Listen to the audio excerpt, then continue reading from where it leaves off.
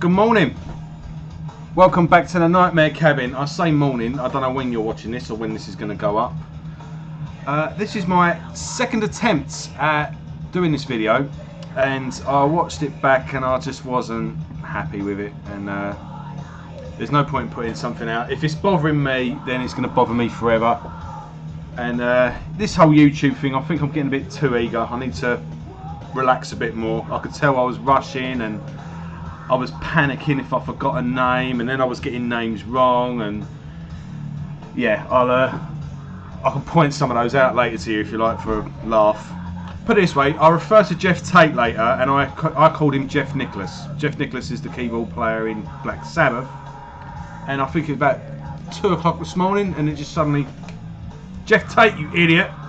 So yeah, things like that. And I didn't go into much detail as I originally would have liked to. So anyway, today we're talking about death. I'm going to be going through all the albums. It seems logical to do the... I'm waiting for this to focus. There we go. And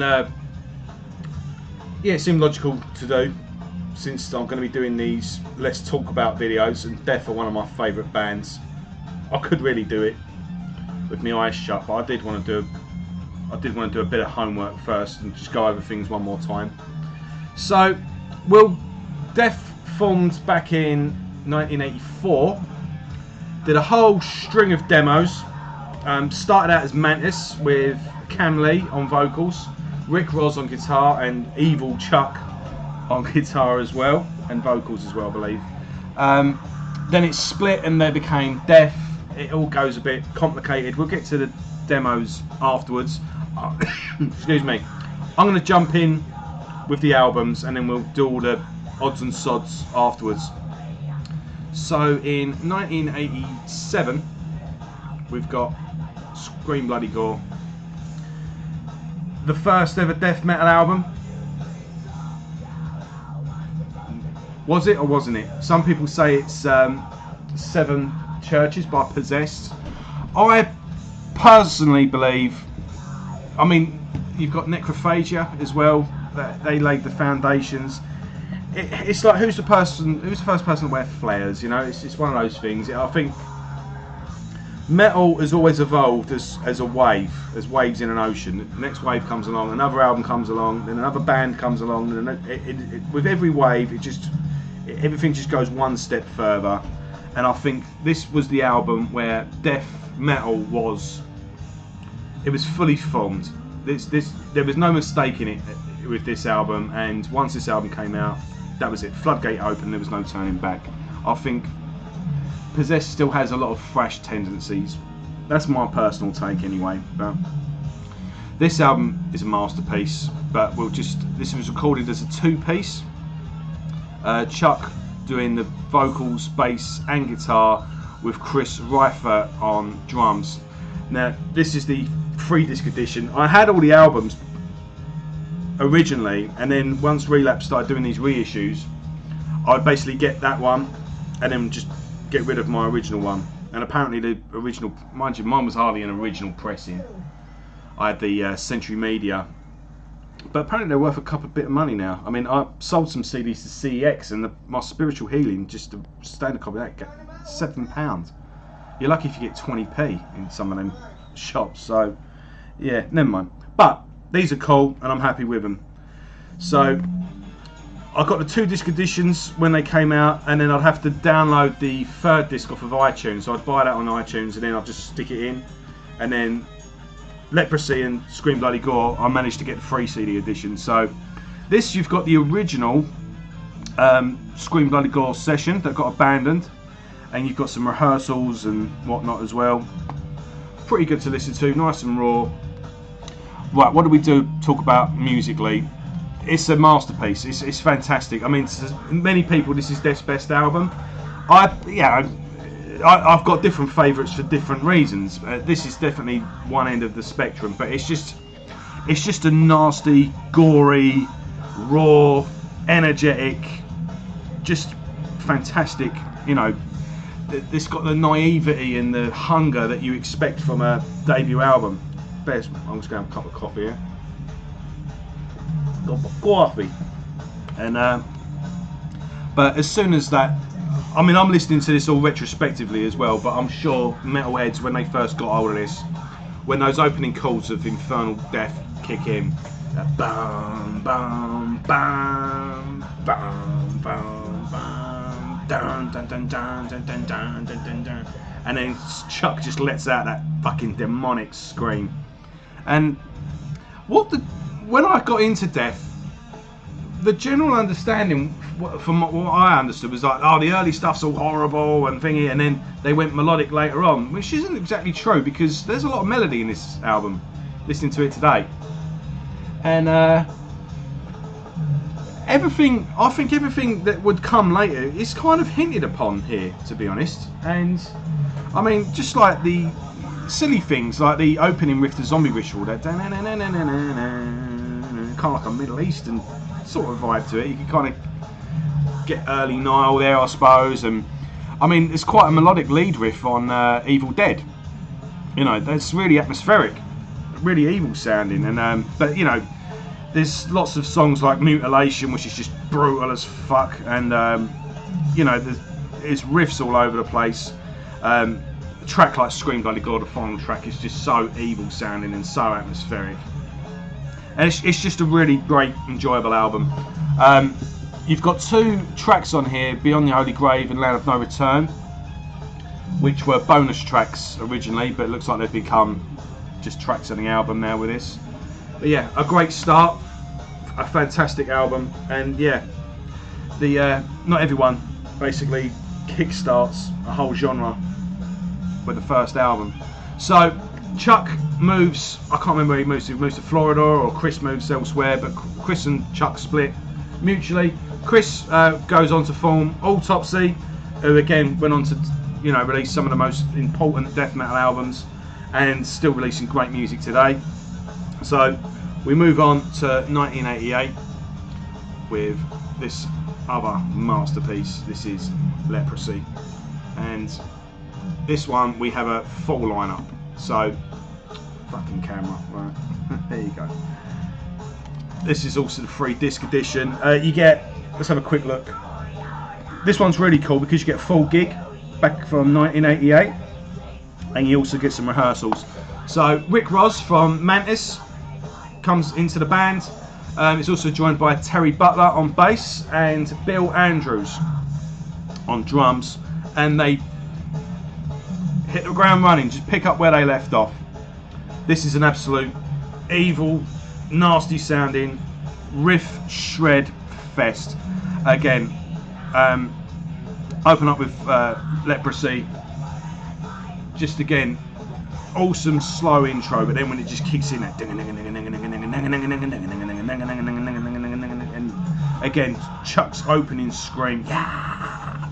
And what's funny as well with all this, that the songs are all catchy as well. But yeah, Born Dead, again, that's some of my favourite riffing ever on that opening section. And then when the drums it just goes up a level and up a level, and then just when it finally kicks in, it's just evil as fuck. I've just noticed there's only 2,000 of these, and oh no, don't worry. I thought I was number 2 from running out, but no, there's another 100 or so. I thought I said 1998, but no, it's 1888. But can you see that? I can't really take. But obviously opens. It doesn't open. Also on this you've got Pull the Plug, which is basically the band's hit, I guess. It's the one they always close the live set with, so it's the big one, the big finale. But Rick Ross is on fire on this album. His guitar playing is so good. His riffs are amazing. His solos are very chaotic, very Kerry King style. Like, you know, it's just widdly, you know, all over the place. Unfortunately, he was sacked from the band after this. Don't know what happened. But he would return in Massacre, which we'll get to after another album. So Rick Ross is out the band and is replaced by James Murphy, and they released Spiritual Healing in 1991, I believe. Is that right? It is 1991, yeah. And no, sorry, it's 1990. 1991 is the next album. James Murphy at this point had only done a tour in Agent Steel, but after this he would go on to do Obituary, Cancer, Disincarnate, then he'd go and join Testament, and then he'd do 2 awesome solo albums, and then he'd go on to be a really big producer. So, but James Murphy is the opposite to Rick Ross. Rick Ross is kind of, like I say, he's kind of like Kerry King. He's very chaotic, very fast and frantic. His solos all over the place, whilst James's solos melodic, and he's a bit of a guitar virtuoso as well. I forget their names. Bill Andrews and Terry Butler are still in the band, and then they put out another classic. But unfortunately, now this is what's great about Death. You've got 7 albums, 8 if you include Control Denied. I do include Control Denied, by the way. But it's just constant evolution. From the last album to the first album, it's a completely different band, and album by album, you see how that happens. Now, this is a significant album for that reason, because this is if you take Human and Symbolic, and then you take Scream Bloody Gore and Leprosy, this is the bridge between what is coming, is starting to hint upon here, and what gets left behind. This is the last album you hear certain elements on.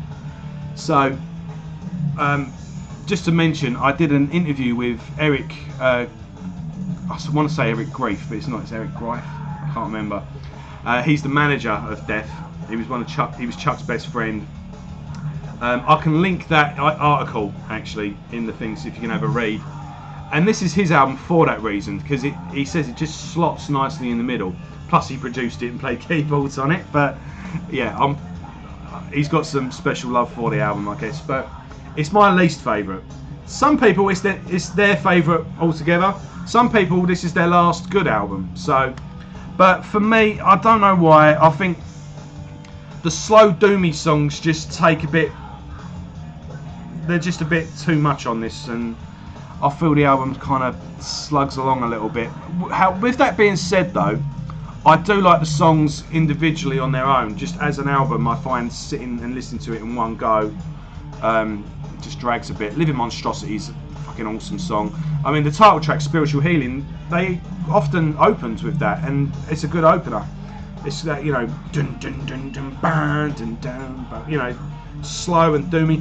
I think the biggest problem with this album is Within the Mind and Spiritual Healing are one after the other, and they're both slow songs, and they're not that dissimilar either. So you just got this massive drag in the middle of the album, and I think it just kind of derails it a little bit. But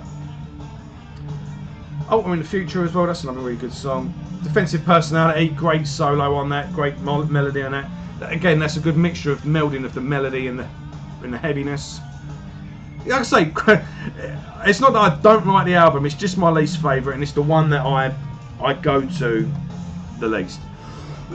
Excuse me. I'm gonna have I've got up early to do this, and if you watch my other videos, you'll see I've been struggling with lighting, but it's nice and early, the sun's not long come up, and it's really overcast, and I've not had to do anything to blank out the windows, or so I might be onto something here. Get up and do videos early. So things now go completely pear-shaped. Chuck, he doesn't want to tour or something. They're doing they basically fire Chuck, and they go ahead and do a tour that they were booked to do anyway. They do it with a singer. They got crowds to chant "fuck Chuck" apparently. I know someone that saw the British shows. He was there at the time, old schooler, and he said they were booing Death. So,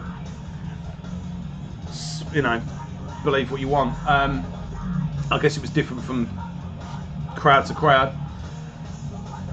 So, Bill Andrews, Terry Butler, Rick Ross get back together with Cam Lee, who did Massacre before they all joined Death.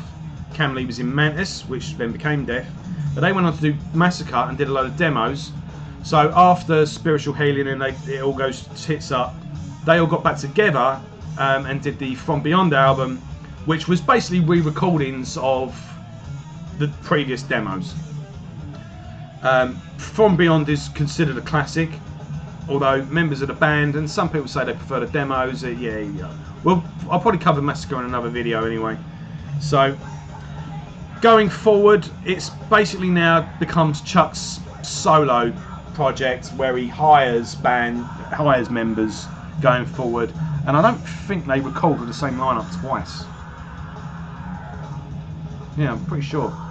So, right, let's get my dates right. So we had Scream Bloody Gore in 87, Leprosy in 1988, Spiritual Healing in 1990, and then in 1991 you've got fucking hell, Death Human. Now this is where things completely change. I'm going to stop going like that as I'm talking. I'm going to put this down. This was a 2-disc edition.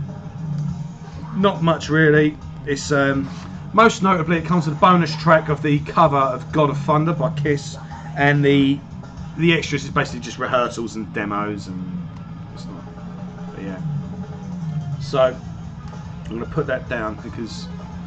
So the lineup for this album is Steve DiGiorgio of DiGiorgio even. I call him DiGiorgio for some reason. Steve DiGiorgio, who's in Sadus at the time, but again he's gone on to do a multitude of different bands. He would go back and forth from Death a couple of times. Currently in Testament, and also he's joined by Paul Masvidal and Sean Reiner, who's no longer with us, by the way. Rest in peace. So Sean and Paul were in Cynic. Now Cynic's demos and Cynic's albums, again, are night and day. The demos are really heavy, kind of technical but still heavy. After this they would go on to do Cynic full time and did most notably their debut album Focus, which is very proggy and very melodic. A lot of clean vocals in there as well. I'm not that big fan of Cynic, I've got to admit. I find them a bit widdly needlessly, but they're fantastic on this album. Human is one of my favourite. It's neck and neck with another album which we'll get to when we come to it, but yeah, this album is a masterpiece. Simple as that. It's technically, everyone is on form. It's a very technical album. Progressive elements are in the album. The drum intro alone, if you just listen to Flattening Emotions, where it just kicks up with this build up of the drums, and then the razor sharp riffing kicks in, and you could just tell with Bill Andrews, not Bill Taylor. Where did I get Bill Taylor from? Bill Andrews and Chris Reiner. It's very you know, great drummers, don't get me wrong, but Sean is just he's just a more he's just more fluid. It's the best way I can tell. The best way I can describe it, really. It's just like a robot. It's just, you know, it's just all over the place. You know, and the songwriting just compliments from it. Chuck obviously just discovers a load of freedom on this. Suicide Machine, great song, great catchy riffs. Everything's just more technical and tight and just cleaner production, and they've just completely upgraded in every way. Now a lot of people don't like this. Some people prefer raw and nasty, but what can you do? This sets the path for a lot more, loads of other bands like Obscura,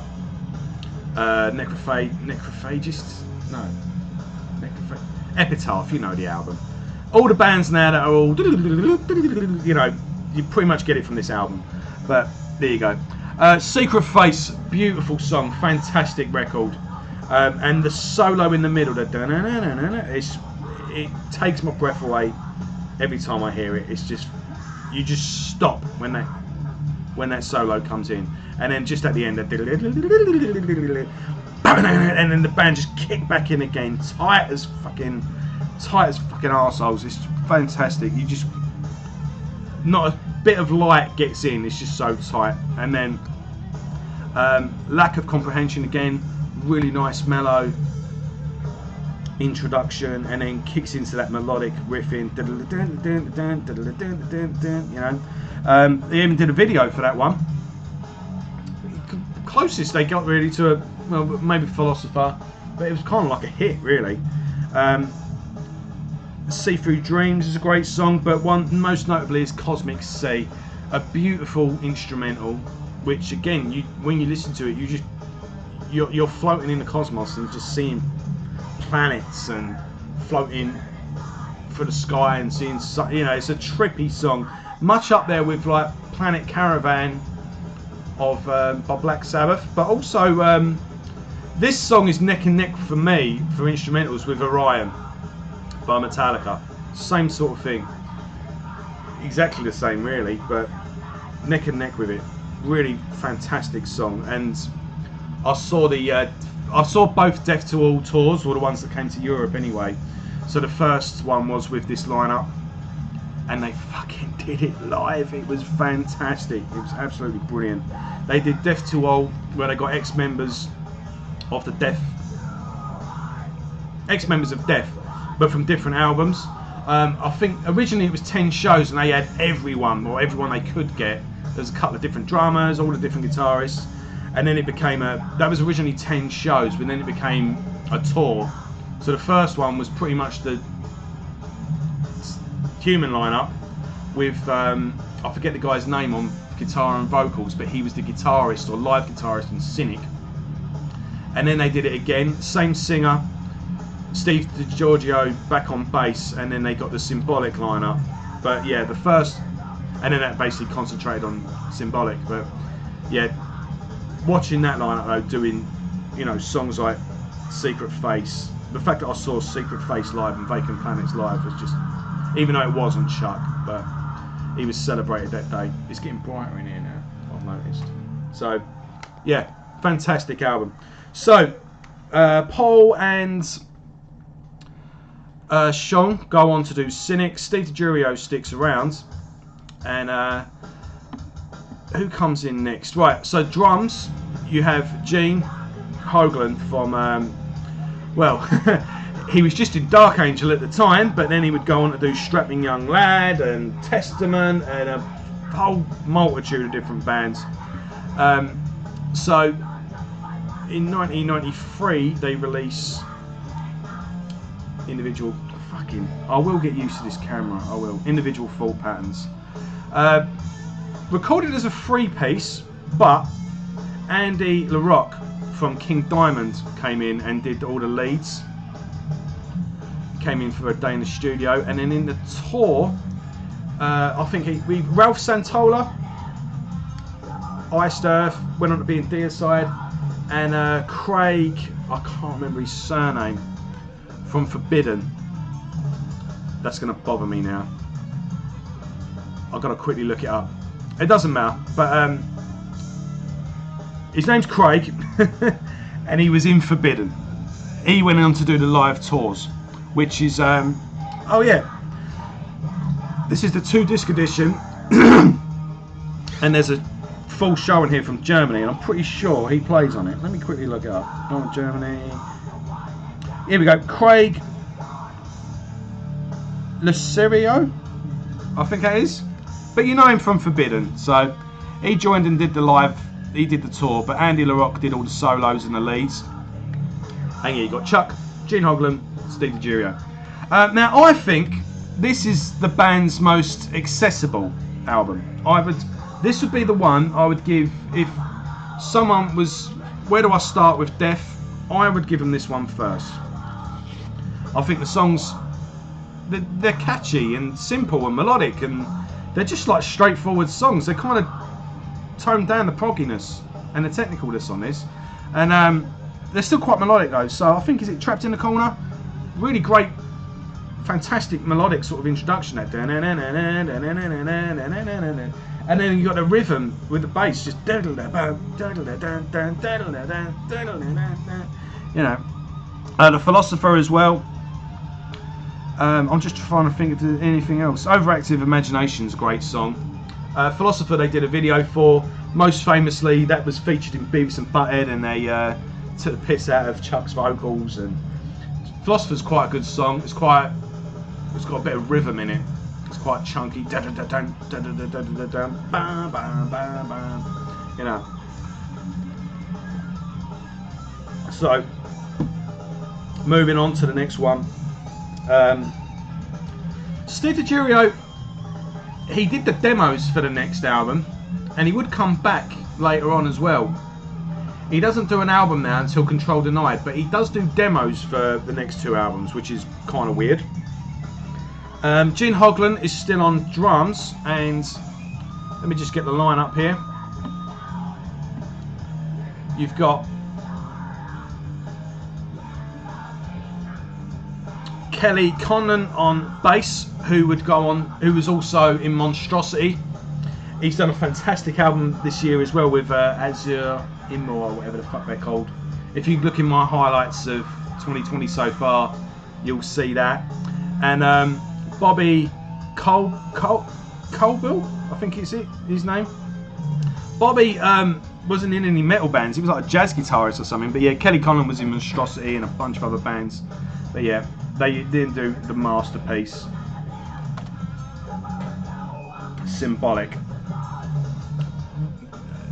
This is absolutely, like I say, a masterpiece. This is one of my favourite metal album of all time.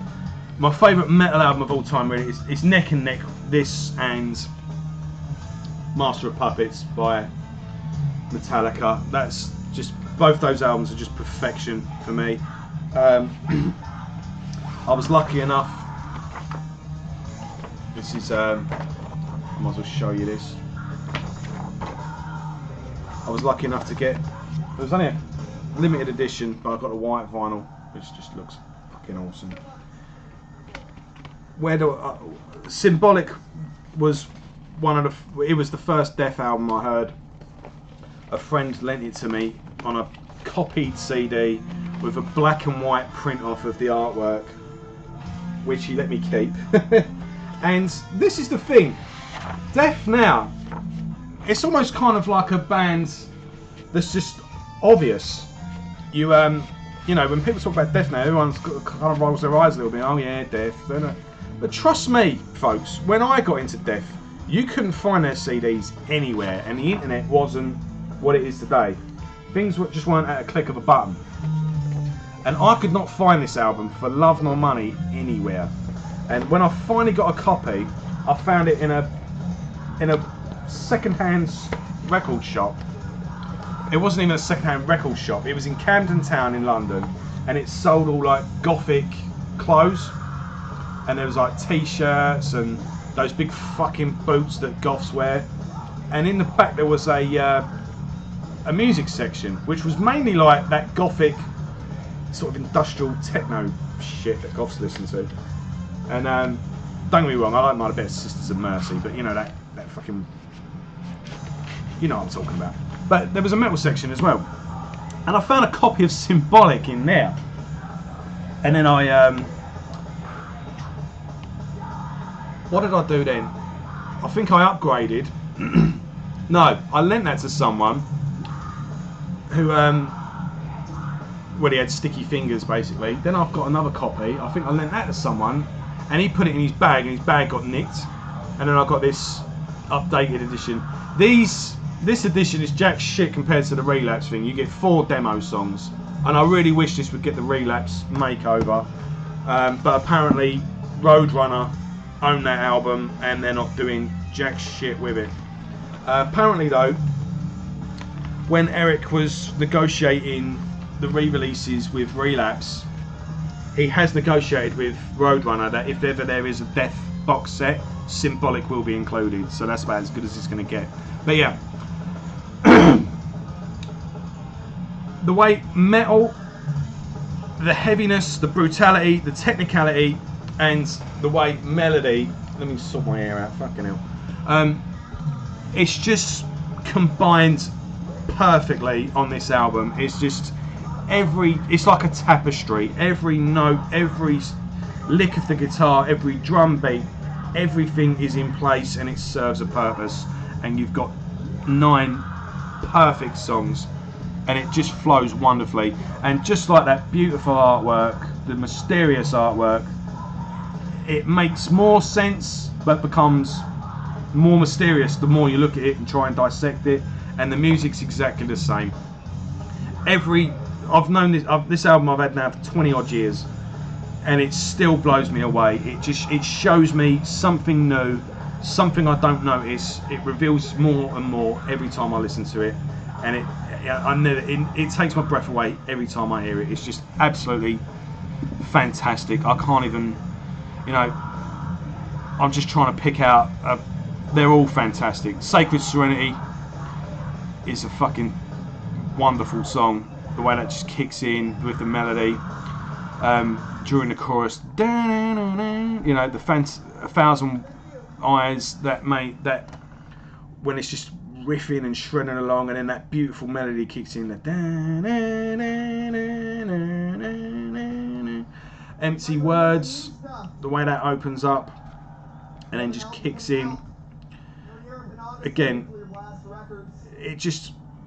the way that song just twists and turns and comes together, and at the end, just the drums that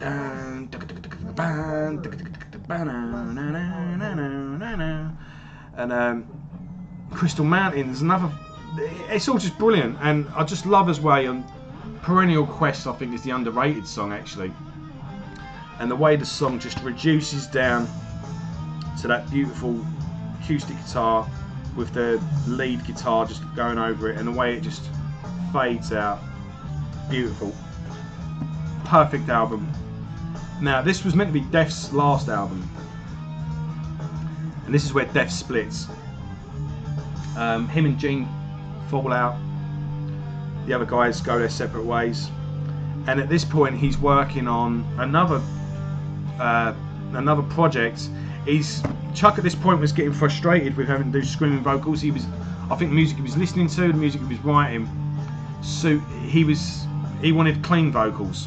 He was into more traditional metal, and I think he knew that he wasn't going to be able to incorporate that into Def. They were a death metal band, and people just weren't going to accept it. So he goes on to do Control Denied. Def splits up and he signs with Nuclear Blast for Control Denied. Nuclear Blast at the last minute come in, and they basically get a bit apprehensive and they go, this could flop. So in order to secure ourselves, we want one more Def album. So with the lineup of Control Denied, minus the singer, Tim Amer, they record one final album, The Sound of Perseverance. This was released in, let's have a quick look. I'm going to take a bit of time because I was rushing and guessing and getting things wrong in the last video, and it was just a mess. I'm not happy with it at all. So in 1998 this was released, and we've got Shannon Haim on guitars, Scott Clendenin on bass, who again is no longer with us, rest in peace, and Richard Christie on drums. Richard Christie, again, so many people start their career in Def or find their moment in Def, and Richard Christie was in Burning Inside. After this he would go on to do Control Denied, but then he would go on to join Iced Earth. He did a great project with Tim Owens, the other singer in Judas Priest, Charred Walls of the Damned. 3 fantastic albums, but Steve DiGiorgio's on that as well, by the way. I recommend though the first album in particular, but all 3 albums are great, but that first one, awesome. You also want to be on Howard Stern's show, so yeah. Now this is the bridge between Def and Control Denied, because 5 songs on this is it's all demos, by the way. In fact, this is actually worth picking up because I can't remember if it's the 2nd or 3rd disc, but some of the demos of this has got Chuck singing, and there's also a vocalist singing on this as well. So it goes to show that these were Control Denied demos. Apparently Chuck denied it at the time, which is natural, it's the press after all. But yeah, 5 of these songs are meant to be Control Denied songs, but it doesn't matter. Very technical, this album. Very clean, razor sharp riffs, but very good. A song like Flesh and the Power Beholds, and the power it holds. It's awesome. That instantly memorable opening with that. In fact, isn't it playing right now? It's playing in the background. But the drums in that, when it kicks in, it's just such a complex drum pattern that he's coming up with. And obviously you've got this melodic section in the middle of the song now. Bite the Pain, great track. Spirit Crusher. When I love how it's just technical and riffy and then it just builds up and then just stops, like dropping off a cliff, or the way the roller coaster goes to the top and then just drops. Just when it kicks into the chorus, that bam, bam, bam, banana. It's fucking awesome. Is it Voice of the Soul? Which is the I can't remember if it's a Moment of Clarity or Voice of the Soul, which is just like a nice little instrumental, which is a nice pause. But all the songs on there are good. But what I will say, this is very technical, very wiggly. But very good songs on it. Again, you know, some people see this as Def's masterpiece. Some people don't even consider it a real Def album. I love it for what it is. I see both sides of the argument, but I love everything Def did, even Spiritual Healing. Even though it says my least favourite, I still love it. So, yeah. Most notably on this though, the last track is a cover of Painkiller by Judas Priest. Again, one of my favourite bands, one of my favourite songs from one of my favourite albums, and one of my favourite bands are covering that. You'd think I'd like it, wouldn't you? No, sounds horrible. Don't like it at all. Never even finished it. It just doesn't work. But anyway, moving on. We're now on to Control Denied, and with Control Denied, it gets a bit confusing because Steve DiGiorgio is on the... Steve DiGiorgio did the demos for Sound of Perseverance, but he didn't do the album.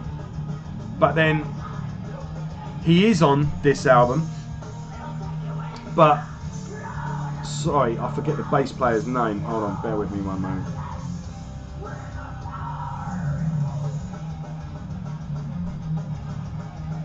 Yeah, Scott Clendenin. He did the demos for this, but Steve DiGiorgio did the album. And on Sound of Perseverance, he did the album, but Steve DiGiorgio did the demos. Yeah, it's weird. But apart from that, you've still got Richard Christie back on drums, and Shannon Haim, is it, on guitar, and Tim Amer on, I think I pronounced that right, on vocals. Fantastic vocalist, by the way, up there with Jeff Tate, and I'm trying to think, pretty much anyone in Iced Earth. He's just got that classic, you know. What's the guy's name from Nevermore? Warren Zane? No. This is where I fuck things up. This is where I forget people's names. So, the guy from Nevermore and Sanctuary. In fact, let me give you an idea. Yeah, think Jeff Tate. Think pretty much anyone that's sung in Iced Earth. Rob Halford apparently was lined up to do this album. That's what you're getting at, you know. Great, clean vocals. So think Def and the most complex. Think Symbolic era Def, but think Fate's Warning. Think Queensryche. This is not power metal, but traditional heavy metal in its complex sort of leaning on prog form. Like I say, think early Merciful Fate musically. Think I suppose think a bit of King Diamond, but not so epic and bombastic really. But you know, King Diamond's probably a wrong thing really. There's a lot of keyboards and strings. It's not like that at all. But as soon as the opening chords of Consumed kick in, that ding, that's Chuck's guitar. You recognise it instantly. All the songs, by the way, all the lyrics and songs are written by Chuck. Standout tracks are hard really, because Expect the Unexpected is What If. They're all great songs, but I'm trying to this album doesn't jump out at you. You have to spend a bit of time with it, but it does reward repeated listens. That's all I can really say. There's so much going on. It's so multi-layered and complex that it really does take. I listened to it for a good month before it started making sense, really. And certain melodies, certain vocal lines will start sticking in your head, you know. It's there's just so much going on. It's kind of all tangled up, and it takes like a good dozen or so listens for it all to just decipher itself and reveal itself to you. But it is a fantastic album, I will say that.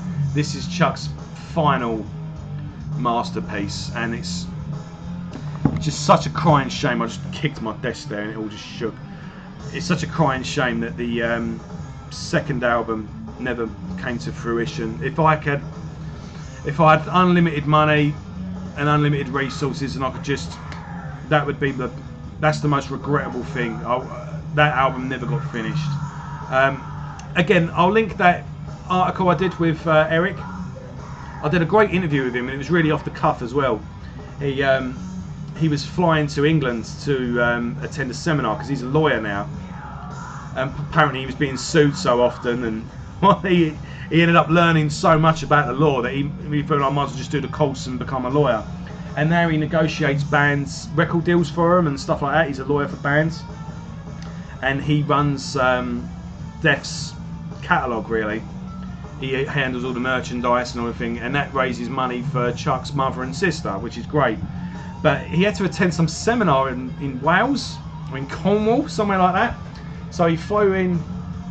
He was flying to England from Canada just to attend this seminar that was like 4 hours long, and then fly back like a day or two later. So I was interviewing him while he was waiting for a connection flight. So he'd come off of one plane and was waiting to board the other, and that's when I did my interview with him. Now he explained to me at the time that the second album was written now and kind of done. Chuck had recorded all his parts, and Richard Christie had recorded all of his, and it was basically down to everyone else to record theirs. Now I don't know why they didn't just crack on with it to begin with. That's a mystery to me, and that's something, you know, I won't rock the boat. But at the time though, he said that Shannon Hamm was starting to mess around. He had like problems with his heart apparently, and it basically all hung on whether Shannon could record his parts, and then Steve and Tim could do the vocals, and Steve could record all his bass. Well, Steve could knock his fucking bass out in a day or two. Like, look, that guy's a wizard. I can't see. And I'm just being honest here, without any disrespect to Shannon, and I've got nothing but respect for the guy, but he's not the reason I want to hear that album. You know, sorry. People want to hear the new Control the Night album because of Chuck. And unfortunately, he was optimistic at the time, but a year or two later, a statement was put out on Def's Facebook page that the project had been abandoned, sadly. So who knows? He did mention at the time though that Relapse were ready to fund it. They were, you know, they said if money's an issue, it's fine. We'll put the money up and put it out. Although I read an interview recently with the owner of Hammerheart Records, and apparently he'd signed Control Denied, and he was owed the second album. So I don't know. I'm just, from what I heard there and what I've read there, maybe there was a bit of a conflict over who owned the album. That I don't know though. That you'll have to take that up with. That's just things I've read that I'm piecing together. I'm not spreading any rumours or anything like that. But either way, it's just a shame that the album never came out, and it's a shame Chuck's no longer with us. But we've got 8 fantastic albums, and the guy left behind a fantastic body of work and an incredible legacy that most musicians can only dream of. So that's the catalogue. I'll go over some other odds and sods as well, but just a quick summing up really. So you've got basically two sides. You've got old Death and new Death. So I would say if you like it fast, nasty and raw, these two, brutal even, you want these two albums. If you like it technical and melodic with a sprinkling of prog, you want these two. Now, these are two of my personal favourite, but I love these two as well. Depends what day it is. If I want it fast and nasty, of course I'm going to go for that. I want something a bit spacey and out there, definitely these two. Symbolic is one of my all-time favourite albums above. But for my favourite Death album, yeah, this on certain days this does kind of catch up a little bit. I'd put that for, you know, if you're into the bands, obviously get it, you're good. I would say this is a good one to start with. This one's quite accessible, but yeah, my favourites either side. And this is his underrated gem, all in all. And Spiritual Healing, don't listen to me. Check it out yourself. Like I say, some people it's their favourite album, some people it's their last great album. Just for me, it's my least favourite, but that doesn't mean I don't love it. Right, moving on. Just odds and sods in between. Live album, Vivus. This has got two. Both of these, by the way, I've got on DVD. I'm not sure I should have one of them on DVD. I think it's a bootleg. But yeah, you've got Live in LA from 1998 and Live in Eindhoven, which is a festival, 1998. Live in LA is also available on DVD. I managed to get hold of Live in Eindhoven on DVD, which also came with a show from the Symbolic tour in Japan. And it's literally with a fucking camcorder. But the Eindhoven's really cool because you see Phil Anselmo on the side of the stage. But both sound great. The LA one, apparently they had recording facilities in the venue and they just said, oh, for a couple of $100 do you want to record the show? And I went, yeah, cool. Very off the cuff, very raw, and it ended up being a live album. But yeah, this is the for sort of for Sound of Perseverance lineup. But yeah, good sets and yeah, very good albums. I prefer Eindhoven, to be honest, but doesn't matter. Demos, which I said I'd cover. I've got again, I think this was a bootleg I've got on eBay. I know you shouldn't get bootlegs, I know, blah blah blah, but if it did ever become available, I'd get that as well, of course I would. This has got the Mutilation demo, Back from the Dead demo, which is the one I wanted because I can't find it anywhere. The Infernal Death demo and Death by Metal. So that's a collection of demos there. This is official though. This is Mantis. Now again, with the other albums, this came out as a 2-disc edition and a 3-disc edition. This is with everything with Cam Lee. Yeah, you got Rick Ross on guitar. Cam's on drum and vocals. Oh, I didn't realise that. I thought he was just a vocalist. I did think who did drums. But yeah, early versions of songs that would appear on Scream Bloody Gore. I would say this is a good listen. It's fun, but for completists only is what I would say really. If you're into Massacre, you're into Death, you're anything, then yeah, this is a good little artifact to have. And yeah, but some of the demos are very raw. I did get this. This was Zero Tolerance. There's a volume 2 as well, which I didn't bother with. These were released without the band, without the family's consent. Eric got these shut down. So if you do get hold of these, it would be second-hand copies only. The Infernal Death and Mutilation demo on this as well. I got that one though for the Back from the Dead demo. But most notably, the first 4 tracks are Control Denied demos, so that was what would have been on the second album. It's literally just riffs and drums. Paint the picture, fill the gaps in yourself. That's the closest we're going to get What can you do? What have I got here? I've got, I think this is the first pressing of Leprosy, signed by Terry Butler. How cool is that? Yeah, so that's another thing in the collection. I don't think this is a bootleg as such. I've got this off of Nuclear War now. It's a live album from 1985. Fucking hell.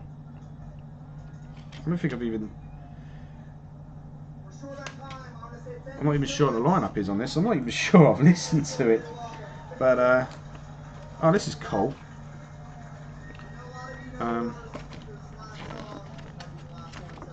Yeah, this must be the original lineup. This must be the Scream Bloody Gore lineup. Yeah, it must be, because Scream Bloody Gore didn't come out to 87, did it? I'm going to have to listen to this. This is the thing, I buy so much music, I don't even get a chance to... it kind of just gets put in the library. And I wonder if this... No. This might be on that, to be honest, but that's pretty cool anyway. And this is pretty cool. Canadian thrash metal band Slaughter put out a great album called Strapedo. But in between Mantis and Death, before Scream Bloody Gore, Chuck joined them for a little bit, and things didn't quite work out. He apparently moved to Canada and everything. And anyway, this is Fuck Off Dev. Fuck of Death, not Fuck Off Death. Fuck of Death. So this is a rehearsal that Slaughter did with Chuck on guitar, and yeah, he did photos with him and everything. That's pretty cool. A really good raw thrash album as well. And I've got 2 more CDs here, but I want to get the name right on this one. That's alright, I'll have a look in the CD. One of the most expensive CDs I own, The Phobia of Hell. Now, if you go and watch my Nile video, the drummer of In Their Darkened Shrines is Tony Loreno on drums, Josh Sweeney on guitar, Ken Barber on guitar, Nick Shevler on vocals, Ryan Robinson on bass, and Chuck Schuldiner does some guest solos on this album. It's a really good album as well. It's death metal. In fact, I'm going to do I might do an underrated video reviewing this album. Fucking awesome. And Tony Loreno's a monster on the drums. He works with Megadeth now and everything. After, you know, after Nile went on to do Angel Corpse and then unfortunately there's this. Now this is a project, Voodoo Cult, with Jesus Killing Machine. It's the main guy on vocals that did all the writing and everything. You've got Chuck Schuldiner on guitar, Millie Petroza on guitar from Creator, and Dave Lombardo on drums. Now just imagine you are on, who else is here? Yeah, anyone on some sort of, no, not really. So imagine you're a vocalist in a band, you've got the guitarist from, the main guy from Creator on guitar, and then you've got Chuck Schuldiner on the other guitar, and behind you you've got Dave Lombardo on drums. You think, yeah, this is going to be fucking awesome. Fucking horrible. It's fucking terrible. One of the worst albums I've ever heard. What the fuck got them to get involved with this? I'll never know. But there you go. So that's all things death. I got mainly people's name right. Yeah, gone through the whole catalogue. One of my favourite bands of all time. Symbolic's one of my favourite albums of all time. I miss Chuck Schuldiner massively. I wish I could have seen them live, but regrettably it never happened. But yeah, up next I'll be doing a Let's Talk About Benediction, which I'm working on now. Other reviews as well. But thanks for watching this. Please like, subscribe if you like what you saw. Share it around. It all helps. Thanks for watching so far. And yeah, take care. Go listen to some metal. Have a good day.